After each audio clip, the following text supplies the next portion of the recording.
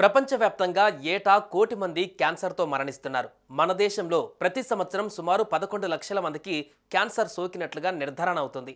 నోటి క్యాన్సర్, రొమ్ము క్యాన్సర్, గర్భాశయ క్యాన్సర్, ఊపిరితిత్తుల క్యాన్సర్, కడుపు క్యాన్సర్ వీటిలో మొదటి వరుసలో ఉంటున్నాయి.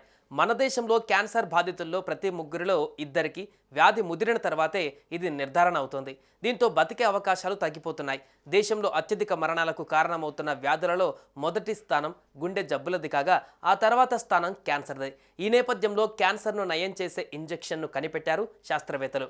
ఇది 3 నెలలలో క్యాన్సర్ని నయం చేస్తుందని చెబుతున్నారు. చైనీస్ యూనివర్సిటీ ఆఫ్ హాంకాంగ్ శాస్త్రవేత్తలు గత ఏడాది అక్టోబర్లో 5 క్యాన్సర్ రోగులకు కార్ టీ థెరపీ ఇంజెక్ట్ చేశారు. ఇది 3 నెలల్లో క్యాన్సర్ను నయం చేసినట్లుగా హాంకాంగ్ శాస్త్రవేత్తలు చెప్పారు.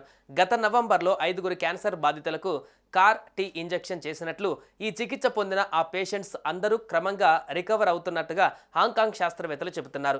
ఈ ఇంజెక్షన్ తీసుకున్న ఆ బాధితులకు సంబంధించిన ప్రతి చర్యలను వెల్లడించారు. అంతేకాదు ఆ క్యాన్సర్ పేషెంట్స్ రికవరీ అయిన విధానం చూసిన తర్వాత కార్ టీ ఇంజెక్షన్ కోసం వరల్డ్ వైడ్గా డిమాండ్ పెరిగే ఛాన్స్ ఉందని అంటున్నారు.